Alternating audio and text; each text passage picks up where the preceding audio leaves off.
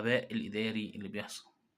أنت دلوقتي واحد زي فيريرا ده مشي، هل أنت كنتش عارف إن هو هيمشّي فيريرا؟ لأ، أنت كنت عارف إنه هيمشّي فيريرا. هل أنت ما كنتش عارف إن أنت هتجيب مدرب أجنبي؟ هل ما كنتش عارف إن أنت تجيب مدرب مصري؟ يعني بلاش مدرب أجنبي، والموضوع الأجنبي ده صعب عليكم، موضوع الدولار وأزمة الدولار. طب هل أنت ما كنتش عارف إن أنت هتجيب مدرب؟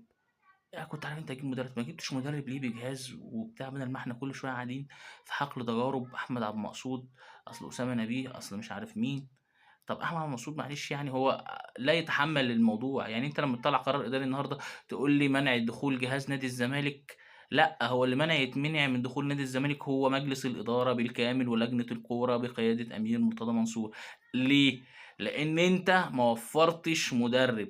الراجل كتّر خيره، مش هاقول كتّر خيره برضه، هو برضه يتحمّل كتير بس أنت حطّيته في مكان مش مكانه، هو مش مدير فني. أنت جيت قُلت له تعالَ امسك مدير فني. أنت النهارده